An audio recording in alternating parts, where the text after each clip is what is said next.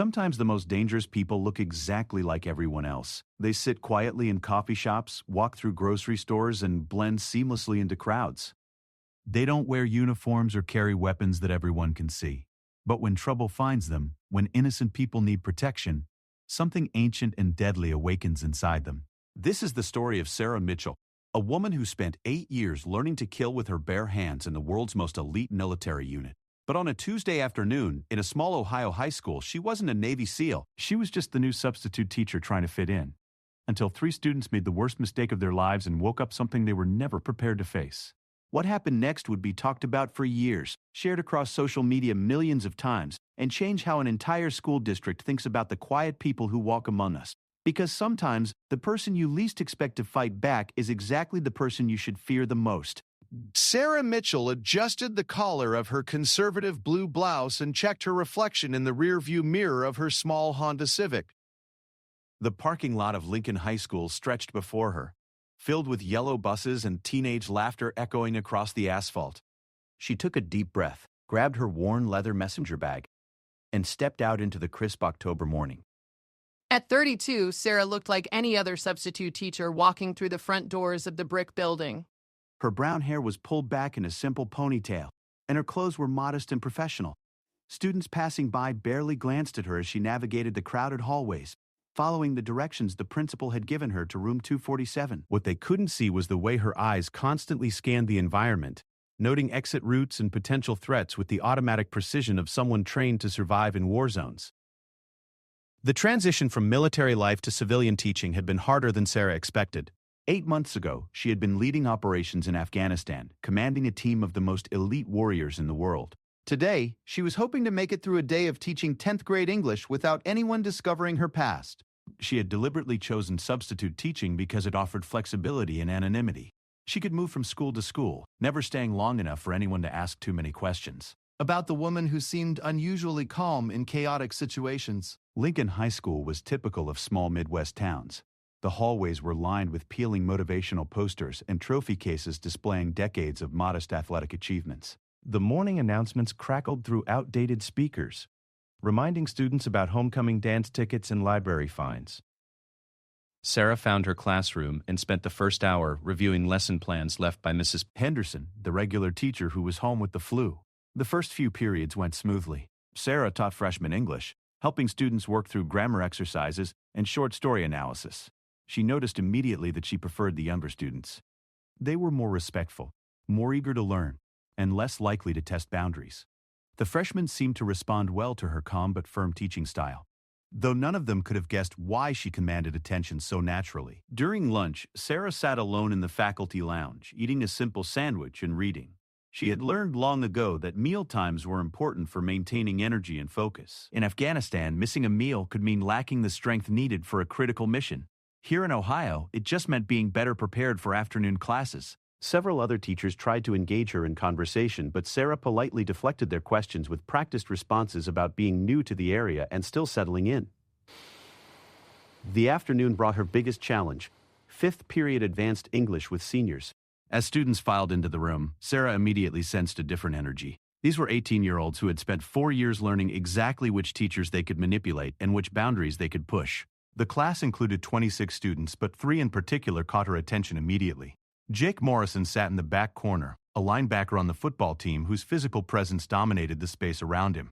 At 6'3" and 230 pounds, he had learned that his size alone was usually enough to intimidate most adults. His thick arms were covered in tattoos that violated school policy, but apparently no teacher had been willing to confront him about them. He wore his leather jacket-like armor and had the confident swagger of someone who had never faced real consequences for his actions. Beside Jake sat Tommy Chen, smaller but somehow more unsettling. Tommy had the sharp, calculating look of someone always planning his next move. His dark eyes missed nothing, and he seemed to take pleasure in making others uncomfortable. He was the type of student who knew exactly what to say to get under someone's skin without technically breaking any rules.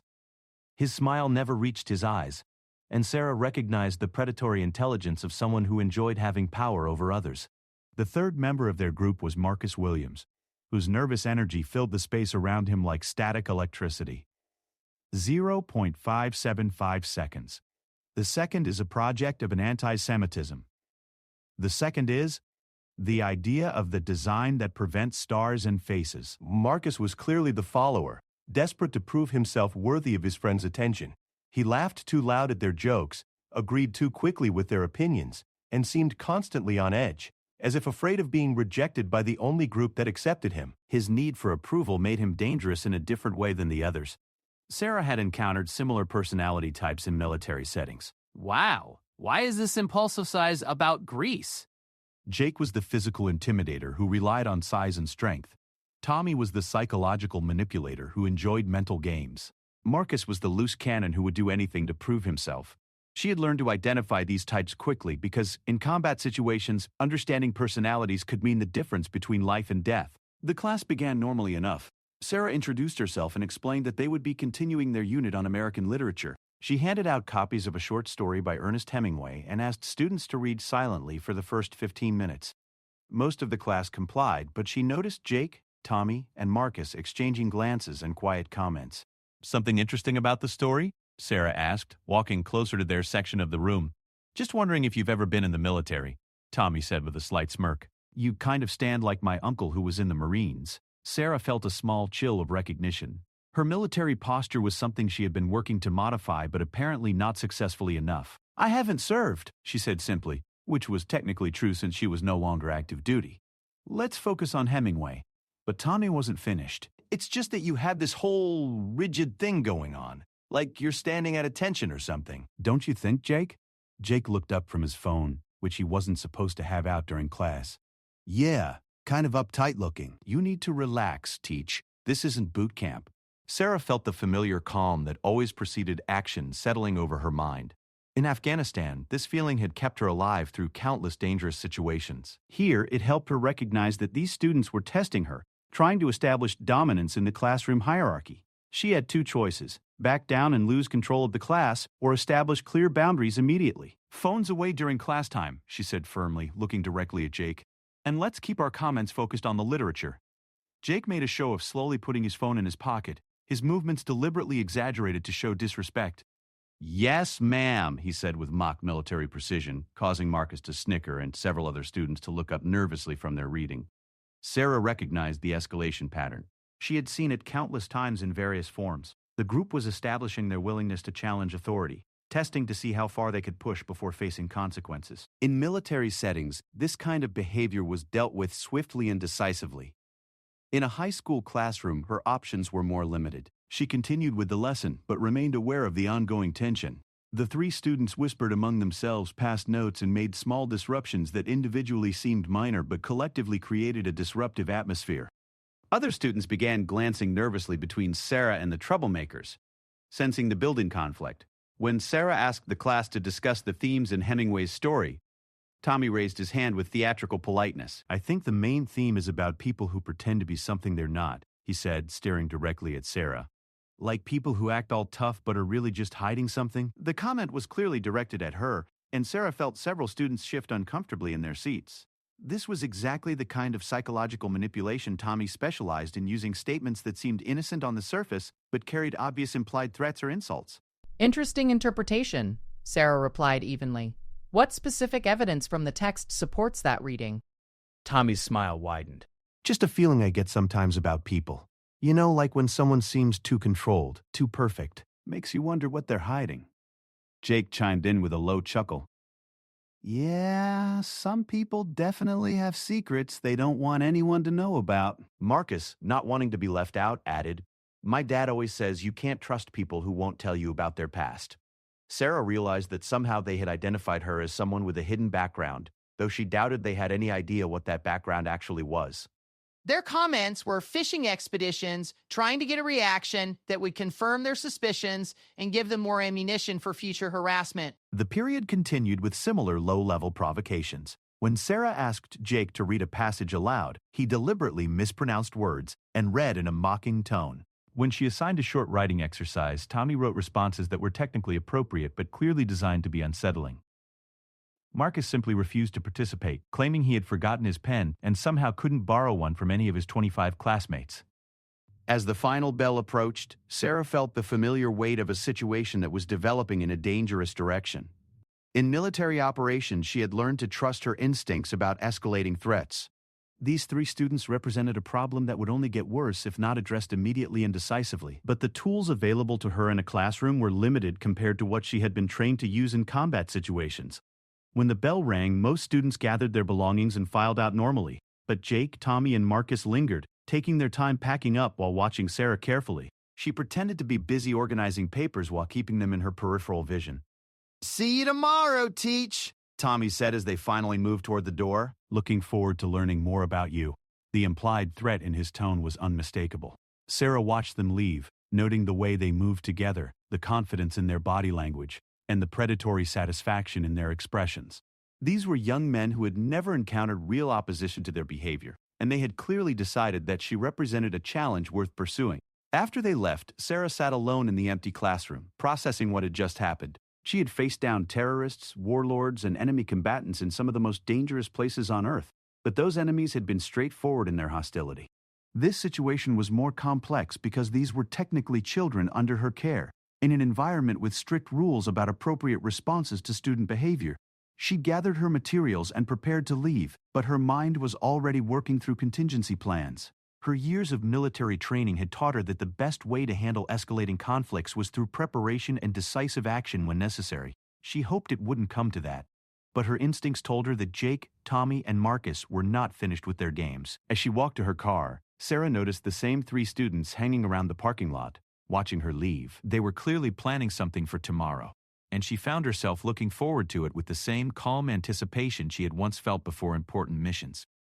The difference was that in Afghanistan, everyone had understood the stakes of the game they were playing. Here, 3 teenagers were about to learn that some people should never be underestimated, and some games should never be started unless you're prepared to finish them. The next morning arrived with the kind of gray October clouds that seemed to press down on the small Ohio town like a heavy blanket. Sarah woke at 0500 hours exactly as she had every day for the past 8 years, regardless of whether she was in a military barracks or her small apartment above a bakery on Main Street. Her morning routine was precise and automatic. Physical training, shower, simple breakfast, mental preparation for the day ahead. During her workout, Sarah found herself running through hand-to-hand combat sequences she hadn't practiced in months. Her body moved through the familiar motions with muscle memory precision, each strike and defensive maneuver flowing smoothly into the next, she told herself. It was just maintaining her fitness level, but deep down she knew she was preparing for something. Her instincts had kept her alive through too many dangerous situations to ignore them now. By the time she arrived at Lincoln High School, Sarah had mentally reviewed everything she knew about Jake Morrison, Tommy Chen, and Marcus Williams. During her 8 months of substitute teaching, she had developed a habit of quietly researching problematic students. A few carefully placed questions to other teachers and a review of school records had painted a clear picture of 3 young men who had been escalating their behavior for months. Jake Morrison was the son of a prominent local businessman who owned several car dealerships across the county. His father's influence meant that Jake had rarely faced serious consequences for his actions, despite a disciplinary record that included fighting, intimidation, and destruction of school property. Teachers complained privately about his behavior, but administrators seemed reluctant to take action that might anger his powerful family. Tommy Chen came from a different background but had learned to use psychological manipulation just as effectively as Jake used physical intimidation. His parents were both doctors who worked long hours and seemed to believe that their son's problems were always someone else's fault. Tommy had a documented history of bullying that focused on mental rather than physical abuse, making it harder to prove and prosecute. Marcus Williams was perhaps the most dangerous because of his unpredictability. He came from a broken home and had been bounced between foster families for most of his adolescence. His desperate need for acceptance made him willing to do anything his friends suggested, no matter how dangerous or illegal. Several teachers had noted that Marcus seemed to be getting worse, as if he was constantly trying to prove himself worthy of his friends' approval. Together, the 3 had created what administrators privately called the untouchable problem. Individually, their infractions were often minor enough to handle with detention or suspension. Together, they had developed sophisticated systems for tormenting other students while staying just within the boundaries of what could be officially punished.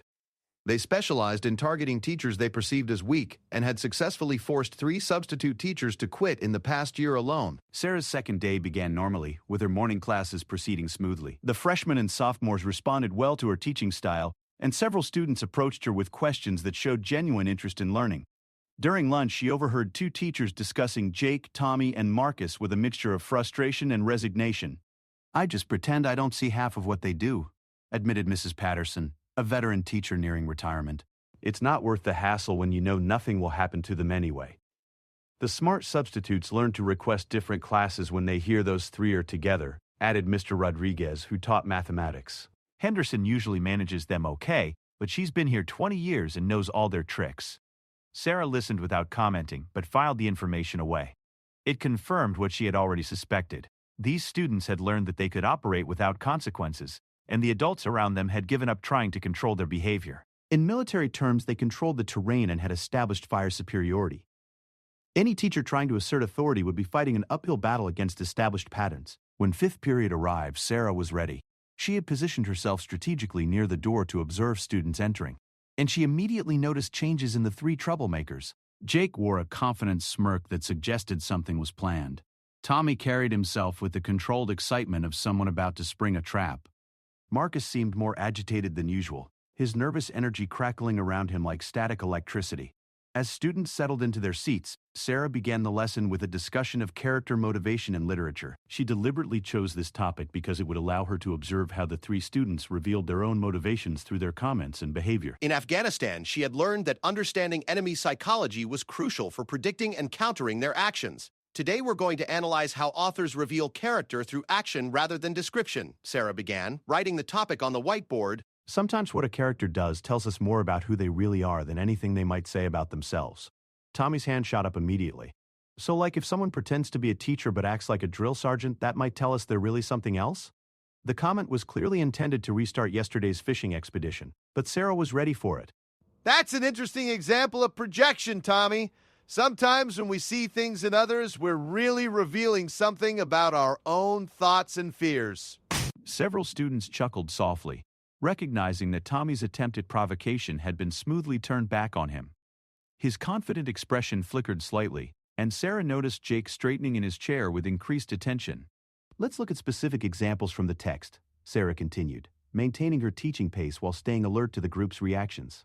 In Hemingway's story, notice how the main character's actions under pressure reveal his true nature, even when he's trying to hide it. For the next 20 minutes, Sarah successfully managed to keep the class focused on literature while deflecting several more attempts at provocation. Tommy tried to ask personal questions disguised as academic discussion. Jake made loud comments clearly intended to disrupt the lesson. Marcus created small disturbances by dropping books and rustling papers.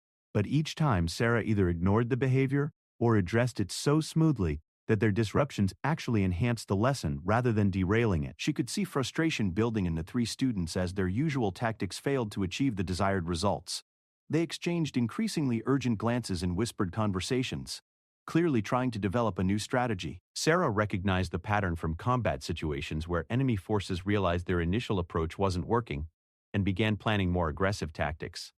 With 15 minutes left in the period, the situation escalated. Sarah was helping a student in the front row with a question about symbolism when she heard a loud crash from the back of the room. She turned to see Marcus standing over his overturned desk, books and papers scattered across the floor. "Sorry," Marcus said with exaggerated innocence. "These old desks are really wobbly. I just leaned on it wrong." It was clearly deliberate, but proving it would be difficult. Sarah walked toward the back of the room, automatically scanning for potential threats while appearing to simply assess the situation. As she approached, Jake stood up to his full height, using his size to create physical intimidation. "We should probably help him clean this up," Jake said, his tone suggesting that Sarah was somehow being unreasonable by not immediately rushing to assist, "unless you've got some kind of problem with students having accidents." Tommy added his own contribution. "Maybe Marcus is just nervous because some teachers make students uncomfortable. You know, like when someone seems too intense for a high school classroom." Sarah found herself in exactly the position they had been maneuvering her toward. If she insisted that Marcus had deliberately overturned his desk, she would appear paranoid and controlling. If she simply helped clean up without addressing the obvious manipulation, she would signal that their tactics were working. Either choice would be seen as a victory for the three students and would encourage further escalation. Instead, Sarah chose a third option that none of them had anticipated. "Class dismissed early today," she announced calmly. "Everyone except Jake, Tommy, and Marcus may leave. You three will stay to help clean up the mess and discuss appropriate classroom behavior. The other students didn't need to be asked twice. They gathered their belongings and filed out quickly, sensing the tension in the room and wanting to escape before something serious happened. Within 2 minutes, Sarah found herself alone with the 3 young men who had been systematically trying to undermine her authority. Do you think separating to a blog soul taxes? The dynamics in the room shifted immediately. Without an audience of their peers, Jake, Tommy, and Marcus dropped much of their pretense of innocent behavior. Jake crossed his arms and positioned himself near the door, blocking the most obvious exit route. Tommy perched on his desk with the casual arrogance of someone who believed he was in control of the situation. I did, but... Marcus continued standing over his overturned desk, but his nervous energy had transformed into something more aggressive. So, Tommy said with a cold smile. now we can talk honestly. What's your story, Teach? Because we know you're not just some random substitute teacher. Sarah remained calm, but her mind automatically shifted into tactical assessment mode.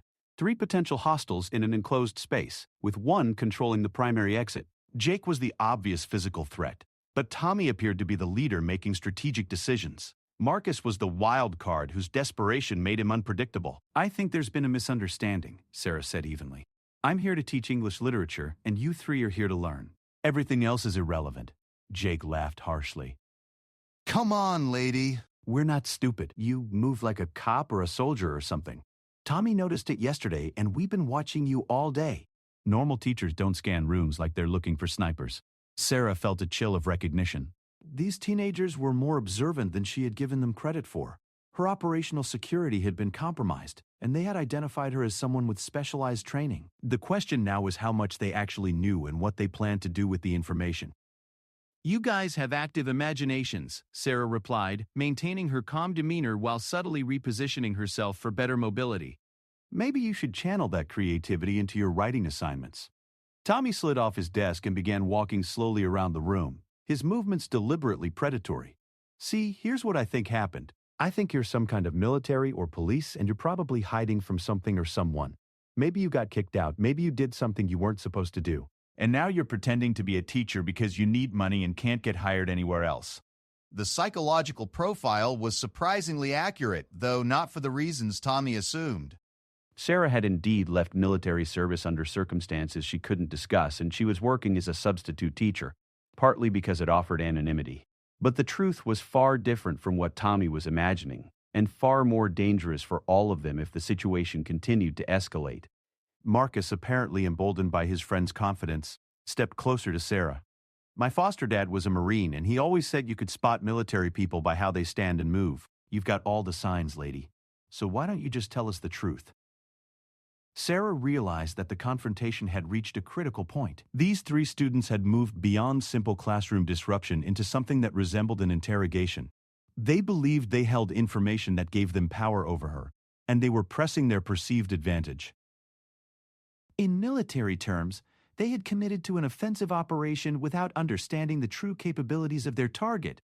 You want the truth? Sarah asked quietly, her voice carrying a subtle change in tone that none of them recognized as a warning. The truth is that you 3 have made a serious miscalculation.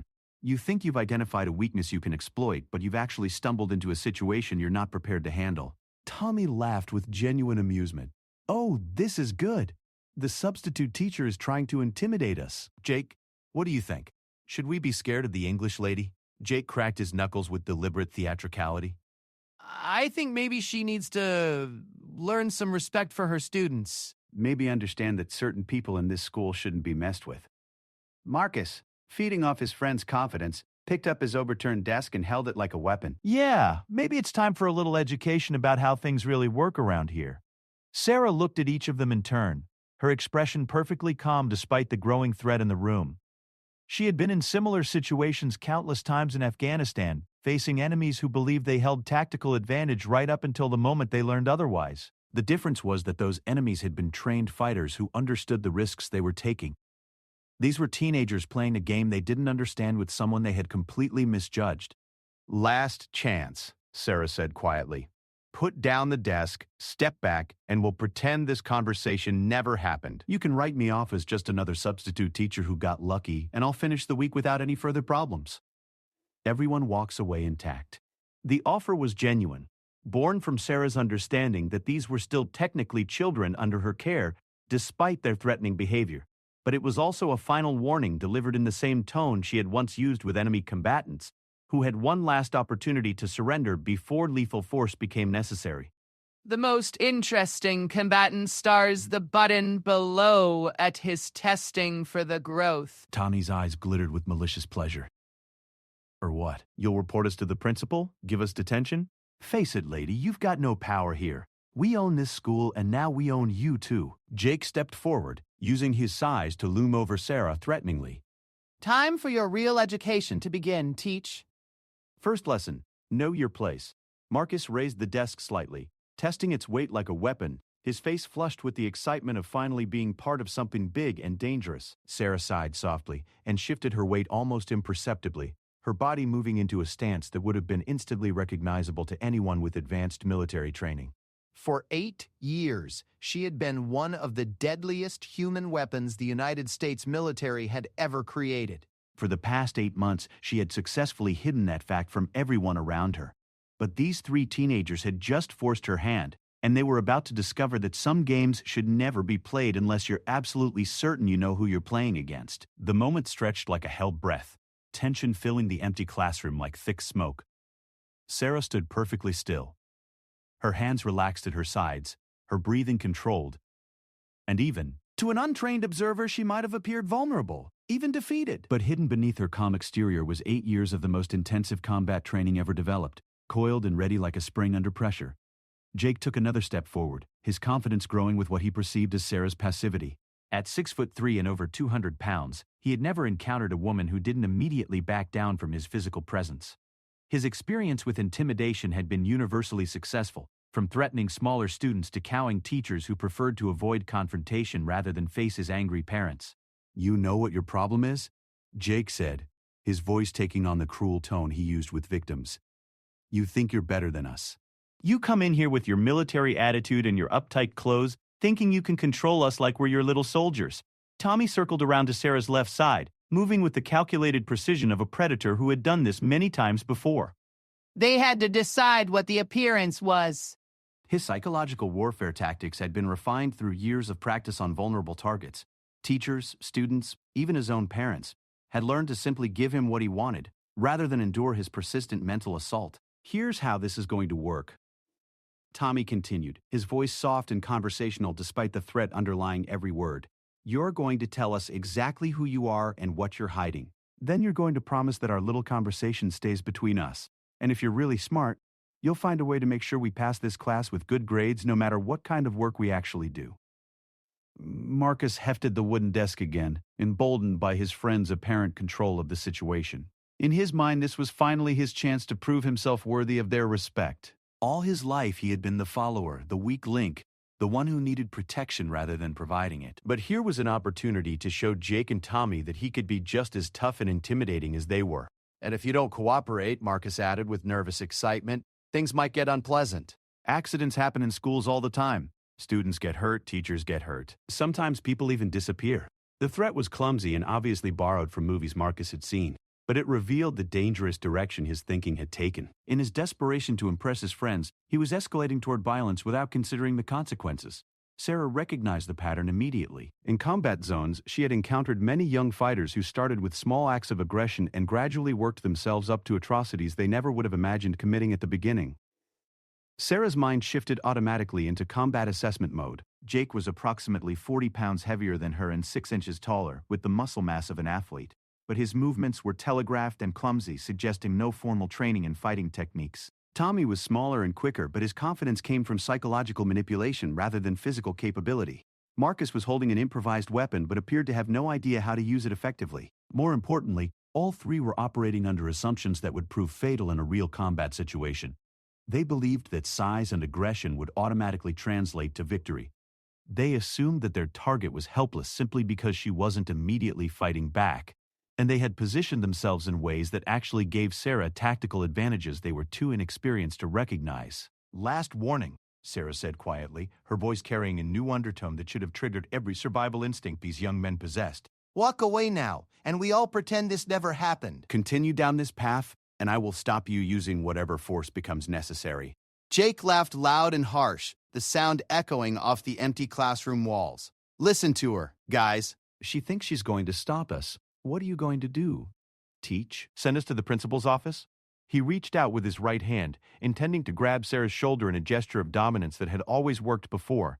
It was a casual movement designed more to humiliate than to harm, the kind of physical intimidation that had made countless teachers back down, rather than risk escalation. Sarah moved. The transition from stillness to action was so sudden and fluid that for a split second, none of the three students understood what had happened. Jake's outstretched hand was suddenly twisted behind his back in a position that sent lightning bolts of pain shooting up his arm. Sarah had stepped inside his reach, redirected his momentum, and applied a joint lock that could dislocate his shoulder with the slightest additional pressure. "What the hell?" Jake started to say, but his words cut off in a sharp intake of breath as Sarah applied just enough pressure to demonstrate how completely helpless he had become. Tommy, who had been moving to flank Sarah's position, froze as he processed what he was seeing. The mild-mannered substitute teacher had somehow transformed into something entirely different. Her posture, her movements, even her facial expression had changed with frightening speed. The woman holding his friend immobile looked nothing like the person who had been calmly teaching literature just minutes before. Marcus, still holding the desk, stared in shock as his friend Jake, the toughest person he knew, whimpered softly and stood perfectly still to avoid further pain. The casual confidence that had filled the room moments before evaporated like morning mist, replaced by the cold realization that they had badly misjudged their situation. Here's what's going to happen, Sarah said in a voice that was perfectly calm despite the violence of her actions. I'm going to release Jake, and all three of you are going to sit down and listen very carefully to what I tell you. You're not going to move, you're not going to speak, and you're absolutely not going to try anything else stupid. She released Jake's arm and stepped back, but her positioning kept all three students within easy reach while giving her clear access to multiple exit routes. Jake staggered slightly, clutching his shoulder and staring at Sarah with a mixture of pain, confusion, and dawning fear. "Who are you?" Tommy whispered, his psychological composure cracking as he tried to process how completely their plan had collapsed. I am exactly who I told you I was, Sarah replied. I'm a substitute teacher here to help you learn literature. But I'm also someone who spent 8 years in situations where people tried to intimidate, threaten, and hurt me on a regular basis. People who were much more dangerous than 3 teenagers playing games they don't understand. Marcus slowly lowered the desk, his hands trembling slightly as the full implications of their situation began to sink in. "You're military," he said, his voice barely audible. "I was Navy SEAL," Sarah said simply. "Special operations. I've been in firefights in Afghanistan, Iraq, and places you've never heard of. I've faced down terrorists, warlords, and enemy soldiers who would consider you 3 to be harmless children playing dress-up." The revelation hit them like a physical blow. Jake, who had built his entire identity around being the toughest person in any room, suddenly understood that he had just tried to intimidate one of the deadliest fighters in the world. Tommy, whose psychological manipulation had always been his weapon of choice, realized he had been trying to play mind games with someone trained to resist torture. Marcus, desperate to prove his toughness, felt his bravado crumble as he understood how laughably outmatched they had been from the beginning. "Now," Sarah continued, her voice maintaining that same terrifying calm, "you have a choice to make. You can accept that this conversation ends here, go to your seats, and spend the rest of the period learning about literature. Or, you can continue to escalate this situation, in which case I will treat you exactly like I would treat any other hostile forces who threaten my safety." Tommy, his face pale with shock, managed to stammer, "You can't hurt us. We're students." There would be consequences. Sarah's expression didn't change, but something in her eyes made all 3 of them take an involuntary step backward. "In Afghanistan, I once held off 30 Taliban fighters for 6 hours using only a sidearm and improvised explosives. I've eliminated enemy combatants with my bare hands in situations where gunfire would have compromised mission security. Do you really think I'm concerned about the consequences of dealing with 3 teenagers who just threatened my safety?" The question hung in the air like a blade. For the first time in their lives, Jake, Tommy, and Marcus found themselves face-to-face with someone who operated by completely different rules than anything they had ever encountered. They had spent years learning to manipulate the civilian world of teachers, parents, and administrators who were bound by laws, policies, and social expectations. But Sarah represented something outside that world. something from a place where survival mattered more than procedure, and where threats were met with immediate, decisive action. Jake was the first to move, slowly walking to his seat with his eyes never leaving Sarah. The casual arrogance that had defined his personality just minutes before had vanished, replaced by the kind of wariness usually reserved for genuinely dangerous situations.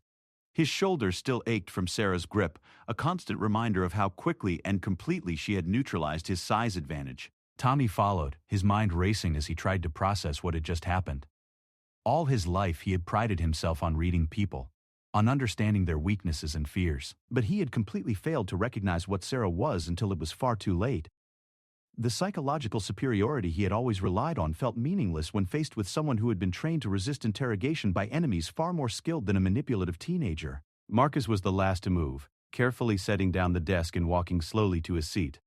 His hands were still shaking slightly, and he kept glancing at Sarah with a mixture of fear and something that might have been respect. For years he had followed Jake and Tommy because they seemed strong and confident, but they had just been effortlessly dominated by a woman who looked like someone's aunt but moved like a panther. Sarah remained standing at the front of the classroom, her posture relaxed but alert. The transformation back to teacher mode was as complete as the earlier shift to combat readiness had been. She picked up a piece of chalk and began writing on the blackboard as if nothing unusual had happened. "Now," she said in a perfectly normal teaching voice, "let's discuss the character development techniques Hemingway uses in his short stories." "Jake, can you identify a moment in the text where the protagonist reveals his true nature through action rather than dialogue?"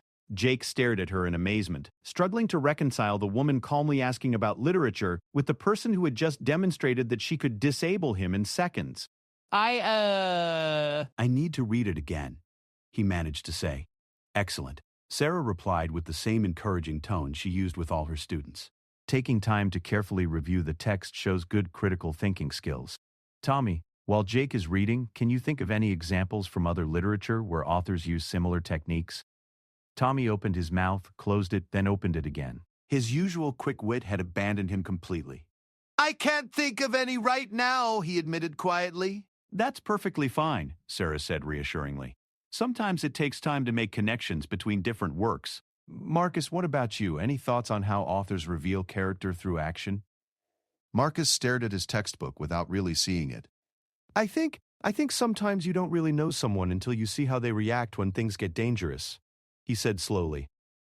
Sarah nodded approvingly. "That's an excellent observation, Marcus. In fact, that's exactly what Hemingway was exploring in many of his stories. The idea that crisis reveals truth about character in ways that normal conversation never could." For the remaining 10 minutes of class, Sarah conducted a completely normal literature discussion. She asked thoughtful questions, provided helpful guidance, and treated all three students with the same patience and respect she showed every other student. But underneath the ordinary classroom interaction, all four of them understood that something fundamental had changed. The balance of power that had existed before was gone forever, replaced by a new understanding of exactly who was really in control. When the final bell rang, Sarah began erasing the blackboard while students gathered their belongings. Jake, Tommy, and Marcus moved slowly, still processing what had happened to them. As they reached the door, Sarah called out in her normal teaching voice, "Gentlemen, I hope you found today's lesson enlightening. Remember, literature is all about understanding character development and recognizing that people are often much more complex than they first appear. What? Way!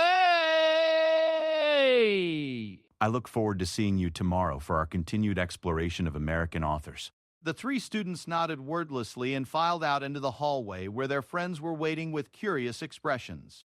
But none of them felt capable of explaining what had just occurred. How could they tell anyone that they had just discovered their substitute teacher was one of the deadliest people they would ever meet? How could they admit that their attempt at intimidation had backfired so completely that they were lucky to escape without serious injury? Sarah finished cleaning the blackboard and gathered her materials, her mind already shifting to her next class. The confrontation was over, the immediate threat had been neutralized, and her cover as a normal substitute teacher remained essentially intact. But she knew that word would spread quickly through the school's informal networks. By tomorrow, everyone would know that something significant had happened in room 247, even if the exact details remained unclear. As she walked toward her next classroom, Sarah reflected on how much her life had changed in just a few minutes. For 8 months, she had successfully hidden her military background, blending into civilian life with the same precision she had once used to infiltrate enemy territory. But 3 teenagers had just forced her to reveal herself, and she would have to deal with the consequences of that revelation in the days to come. Word spread through Lincoln High School like wildfire, though the exact details changed with each telling. By the end of the day, the story had evolved from something weird happened in 5th period to the new teacher put Jake Morrison in some kind of wrestling hold, to that substitute lady might be a secret agent or something. Students clustered in hallways comparing notes and theories, while teachers whispered among themselves about what could have caused such a dramatic shift in the behavior of 3 notorious troublemakers. Jake, Tommy, and Marcus found themselves in the unfamiliar position of being unable to control the narrative. For years, they had been the source of school rumors, not the subject of them. When friends approached asking what had happened, they offered vague responses and quickly changed the subject. How could they explain that they had been completely outmaneuvered by a woman they had assumed was just another weak substitute teacher? The psychological impact on each of them was different but profound. Jake, whose entire identity was built around physical dominance, couldn't stop thinking about how easily Sarah had neutralized his size advantage. He found himself unconsciously rubbing his shoulder, which still ached from the joint lock she had applied. More troubling was the realization that she had been holding back significantly. If she had wanted to seriously injure him, she clearly had the skills and training to do so. Tommy was struggling with his own psychological crisis. His ability to read and manipulate people had always been his greatest strength, but he had completely failed to identify what Sarah was until it was far too late. He kept replaying their interactions, looking for signs he had missed, clues that should have warned him about her background. The failure of his most trusted skill left him feeling vulnerable in a way he had never experienced before. Marcus was perhaps the most affected because his desperate need for approval had led him to escalate the situation beyond what even Jake and Tommy had intended. In trying to prove himself worthy of his friends' respect, he had nearly gotten all 3 of them into serious trouble with someone who could have permanently disabled them without breaking a sweat. The weight of that realization was crushing for someone whose self-esteem was already fragile. Meanwhile, Sarah continued her day as normally as possible, though she remained alert to the ripple effects of the confrontation. During her final class of the day, she noticed students stealing glances at her and whispering among themselves. The story was clearly spreading, but she hoped the details would remain vague enough to preserve her cover. After school, Sarah was gathering her materials when Principal Martinez knocked on her classroom door. David Martinez had been running Lincoln High for 12 years, and he had developed finely tuned instincts for when something significant had occurred in his building. The unusual behavior of students and staff throughout the afternoon had triggered those instincts, and several teachers had mentioned that Jake Morrison seemed unusually subdued. "Ms. Mitchell, do you have a moment to chat?" Martinez asked, his tone carefully neutral. "Of course," Sarah replied, though her mind immediately began calculating potential responses to various questions he might ask. Martinez closed the door behind him and took a seat across from Sarah's desk. He was a tall, thin man with graying hair and the patient demeanor of someone who had dealt with countless teenage crises. But his expression suggested that whatever had happened today was different from his usual problems. "I've been hearing some interesting rumors about your 5th period class," Martinez began carefully. "Nothing specific, mind you, but enough to suggest that something noteworthy occurred. Jake Morrison, Tommy Chen, and Marcus Williams were unusually quiet this afternoon, which is unprecedented in my experience." Sarah maintained her calm expression while considering her options. Denying that anything had happened would be futile, since clearly multiple people had noticed the change in the 3 students' behavior. But revealing too much about her background could create complications she wasn't prepared to handle. "We had a productive discussion about literature and appropriate classroom behavior," Sarah said diplomatically. "I think the boys gained a better understanding of expectations and boundaries." Martinez studied her carefully. "Miss Song, Mitchell, I've been in education for over 20 years, and I've never seen those 3 students back down from anything or anyone.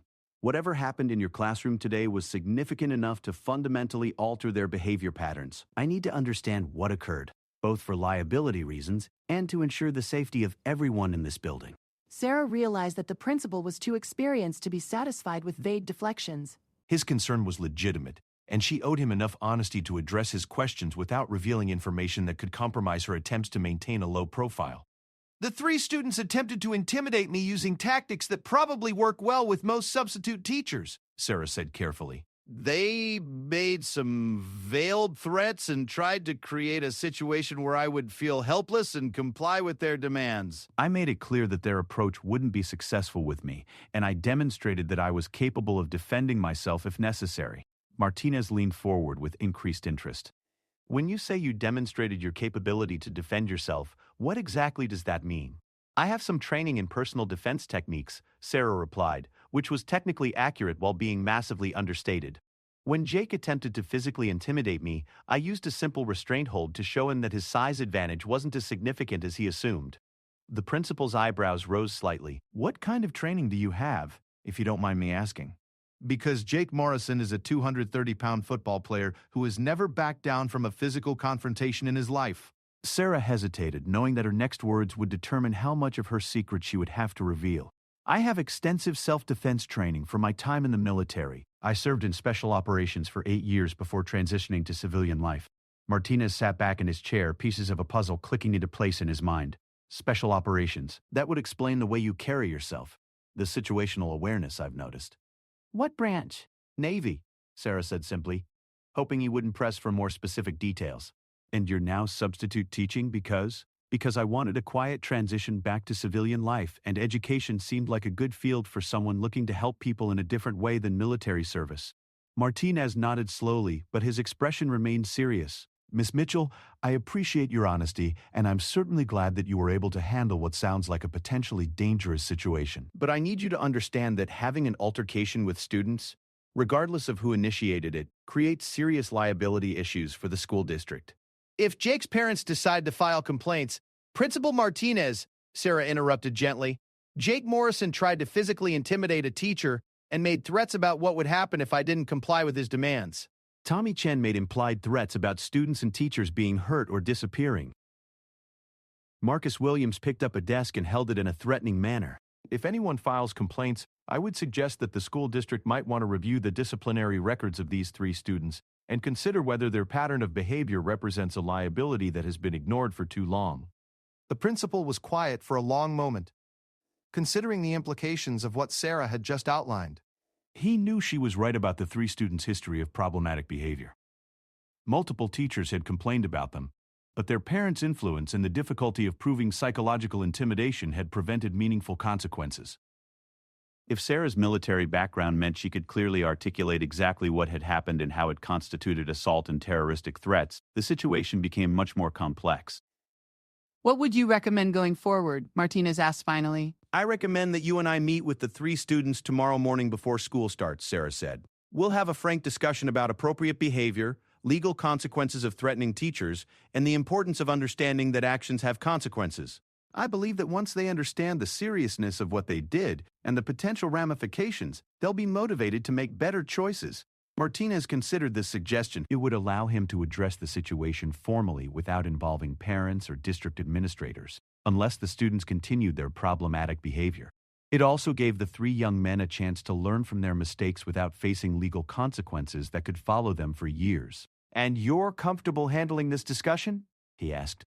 Principal Martinez, I've conducted briefings with military personnel who had to learn that certain behaviors could get them court-martialed or killed. I think I can handle a conversation with 3 teenagers about respecting teachers and following school rules. After Martinez left, Sarah remained in her empty classroom, thinking about how much her situation had changed in a single day. This morning she had been an anonymous substitute teacher hoping to avoid attention while transitioning back to civilian life. Tonight, she was going to have to decide how much of her real background she was willing to reveal to maintain her position. Her phone buzzed with a text message from an unknown number. We need to talk, tomorrow after school. Jake. Sarah stared at the message for a long moment, then typed back, come to my classroom at 3:30. Bring Tommy and Marcus. She turned off the lights and locked her classroom door, her mind already working through contingency plans for tomorrow's conversation. In Afghanistan, she had learned that successful operations required careful preparation and clear understanding of all potential outcomes.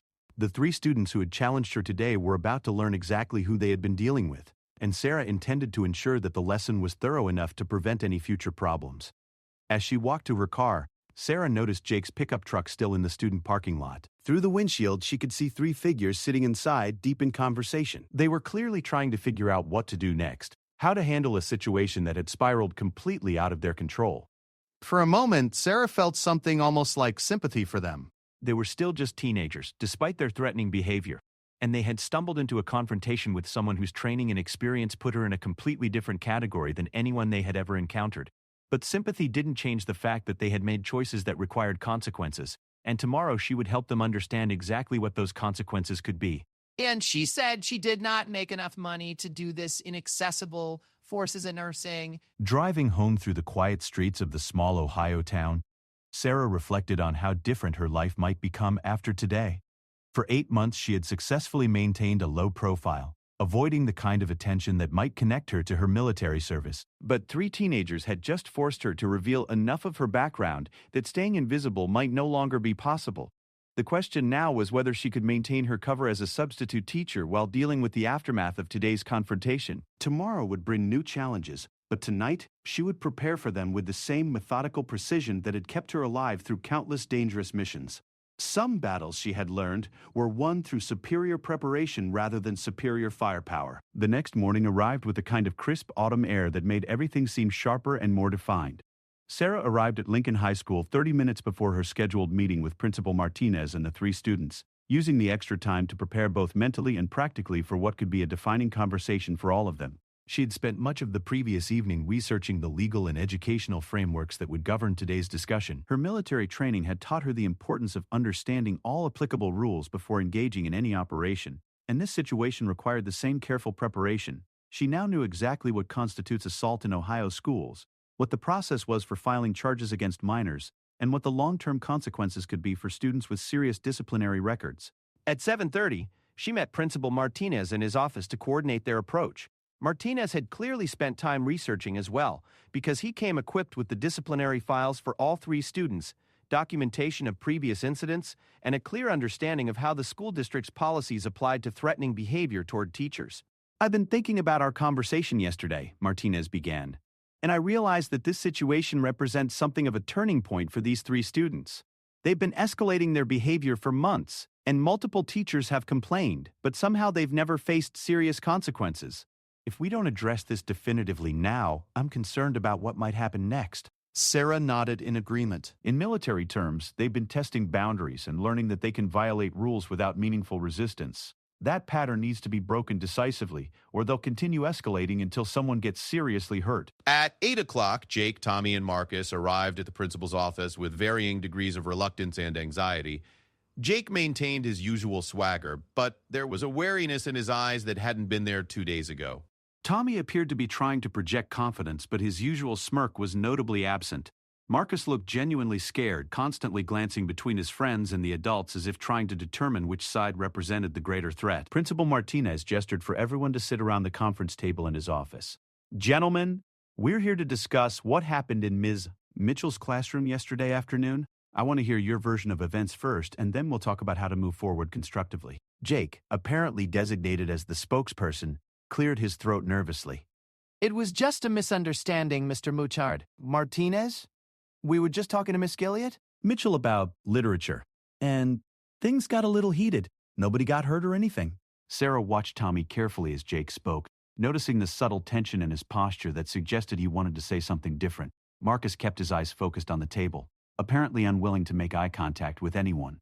"Jake, that's an interesting way to describe making threats against a teacher and attempting physical intimidation," Sarah said calmly. "Would you like to revise your account to be more accurate?" Tommy finally spoke up, his voice quieter than usual. Look, maybe we came on a little strong, but we didn't know you were you are. "We thought you were just another substitute teacher who wouldn't last long anyway." And what exactly did you think gave you the right to decide how long any teacher would last? Principal Martinez asked pointedly. Marcus shifted uncomfortably in his chair. "We've never gotten in real trouble before. Teachers usually just ignore us or ask for different classes. We thought it was just how things worked around here." Sarah leaned forward slightly, her expression serious but not threatening. "Let me help you understand exactly what happened yesterday, because I don't think any of you fully grasped the severity of the situation you created." She turned to Jake first. "Jake, when you attempted to grab my shoulder after making verbal threats, you committed assault against a school employee. In Ohio, that's a felony that could result in jail time and permanent criminal record." Jake's face went pale as the legal implications sank in. Sarah continued, looking at Tommy. Tommy, your comments about people disappearing and getting hurt constitute terroristic threats, which is also a felony. Your age might protect you from adult penalties, but you could still face serious juvenile charges. Tommy's usual composure cracked entirely as he realized the legal jeopardy he had created for himself. Finally, Sarah addressed Marcus. Marcus, picking up furniture to use as a weapon while making threatening statements is assault with a deadly weapon. The fact that you were acting under peer pressure might be considered a mitigating factor, but it wouldn't eliminate criminal liability. The silence in the room was profound as all three students processed the reality that their harmless intimidation tactics actually constituted serious criminal behavior that could affect the rest of their lives. Principal Martinez reinforced Sarah's message. Gentlemen, what Mrs. Mitchell is telling you is that yesterday's incident could have resulted in criminal charges, expulsion from school, and permanent marks on your records that would affect college admissions, job applications, and even military service eligibility. Jake found his voice first, though it was shaky and uncertain. But you didn't press charges. So we're okay, right? Sarah shook her head. Jake, you're not okay. None of you are okay. You've been operating under the assumption that you can threaten and intimidate people without consequences. But that's only worked because previous victims chose not to pursue legal remedies. I'm a trained combat veteran who knows exactly how to document threats and defend myself if necessary. If you ever try something like this again, with me or with anyone else, I will pursue every available legal option to ensure you face appropriate consequences. Tommy, his psychological defenses completely dismantled, asked quietly, "What do you want from us?" I want you to understand that your behavior yesterday wasn't just inappropriate, it was criminal, Sarah replied. I want you to recognize that you came very close to permanently damaging your own futures through choices that seemed clever at the time, but were actually incredibly stupid, and I want you to make different choices going forward. Principal Martinez laid out the formal consequences. All three of you are receiving 5-day suspensions for threatening behavior toward a teacher. You'll attend mandatory counseling sessions to address aggression and intimidation tactics. Your parents will be notified of the specific nature of your behavior and the potential legal implications. And you'll be on disciplinary probation for the rest of the school year, meaning any further infractions will result in immediate expulsion. Marcus, who had been silent for most of the meeting, suddenly spoke up. Miss Mitchell, can I ask you something? Sarah nodded. When you grabbed Jake yesterday, you could have really hurt him, couldn't you? Like, seriously injured him? Sarah considered her answer carefully. Marcus, my military training included extensive hand-to-hand combat instruction. I know techniques that could disable an attacker permanently or even lethally. But my training also emphasized using the minimum force necessary to neutralize a threat. Jake wasn't actually trying to seriously hurt me. He was trying to intimidate me, so I used exactly enough force to stop his aggressive behavior without causing injury. Jake stared at her in amazement. You were holding back? Significantly, Sarah confirmed. If I had perceived you as a genuine threat to my safety, the outcome would have been very different. Tommy asked the question that was clearly bothering all of them. Why didn't you just report us instead of handling it yourself? Sarah's expression softened slightly. Because despite your poor choices, you're still just teenagers. My first instinct isn't to destroy young people's futures if I can help them learn better ways to handle frustration and peer pressure. But that courtesy only extends so far. If you choose to continue down this path, I won't hesitate to use whatever tools are necessary to protect myself and other potential victims. The meeting continued for another 30 minutes, with Principal Martinez outlining the specific steps the students would need to complete to remain enrolled at Lincoln High. They would attend anger management counseling, write formal apologies to Sarah and the school administration, and complete community service hours focused on helping other students who had been victims of bullying. As the meeting concluded, Jake turned to Sarah one more time. Miss Mitchell, are you going to keep teaching here? That depends on several factors, Sarah replied, including whether you three demonstrate that you've actually learned from this experience. After the students left for their suspension period, Principal Martinez and Sarah remained in his office to discuss the broader implications of what had occurred. Mrs. Mitchell, I have to ask, are you comfortable continuing to substitute here? Because after yesterday, word is going to get around about your background, and that could create complications. Sarah had been expecting this question. Principal Martinez, I became a teacher because I wanted to help young people learn and grow. What happened yesterday was unfortunate, but it doesn't change my commitment to education. If anything, it demonstrated that I have skills that could be valuable in challenging situations. I'm not questioning your capabilities, Martinez clarified. I'm concerned about whether other students, parents, or even district administrators might react negatively to having someone with your background in classrooms. Sarah understood his concern. Her military service, particularly in special operations, could be viewed as either an asset or a liability, depending on people's perspectives about violence, military culture, and appropriate qualifications for educators. I think the key is being transparent about who I am, while emphasizing my commitment to using my skills constructively, Sarah said. I spent 8 years learning to protect people and accomplish missions under difficult circumstances. Those same skills can be valuable for maintaining safe learning environments and helping students understand that actions have consequences. Over the following weeks, word about Sarah's background spread throughout the school community, but the response was more positive than either she or Principal Martinez had expected. Parents who learned that their children's substitute teacher was a decorated combat veteran felt reassured about classroom safety. Students who had been victims of bullying began approaching Sarah for advice about handling aggressive peers. This is the first day of the efforts of bullying Medicaid. Other teachers sought her input on managing difficult student behavior. Jake, Tommy, and Marcus returned from their suspensions with dramatically changed attitudes. Their counseling sessions had helped them understand how their behavior affected others, and their community service work with anti-bullying programs gave them perspective on what it felt like to be victimized by larger, stronger, or more aggressive people.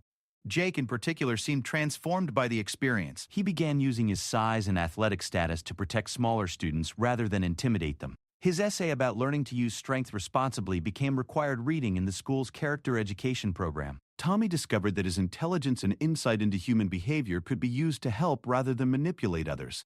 He became a peer mediator, helping resolve conflicts between students before they escalated to administrative intervention. Marcus found that his desperate need for approval could be satisfied through positive contributions rather than dangerous attempts to impress his friends. He joined the school's peer support program and became an advocate for students in foster care or difficult family situations. 6 months later, Sarah was offered a full-time position teaching English at Lincoln High School. The 3 students who had once tried to intimidate her were among those who wrote letters supporting her application, describing how her unique combination of strength, wisdom, and compassion had helped them become better people. In her acceptance letter, Sarah wrote, "Education is ultimately about helping young people understand their potential and make choices that honor their best selves. Sometimes that requires gentle guidance, and sometimes it requires firm boundaries. My military experience taught me that real strength is about protecting others and standing up for what's right regardless of the personal cost. I look forward to continuing to share those lessons with students who are still learning how to navigate a complex world." The story of the substitute teacher who turned out to be a Navy SEAL became legendary at Lincoln High School, passed down from one class to the next. But the real legacy wasn't the dramatic confrontation or the revelation of Sarah's background. The real legacy was the transformation of 3 young men who learned that their choices mattered, that adults could be both compassionate and strong, and that real respect had to be earned through character rather than intimidation. Years later, when Jake was serving as a Marine officer, Tommy was working as a social worker helping at-risk youth, and Marcus was teaching in an inner-city school. They would all credit their 5th-period English teacher with helping them understand that true strength comes from protecting others rather than dominating them. And Sarah, still teaching at Lincoln High, continued to demonstrate that the most powerful lessons are often taught not through words, but through the courage to stand up for what's right when it matters most. To you fall as a positive continue from scientist accommodation,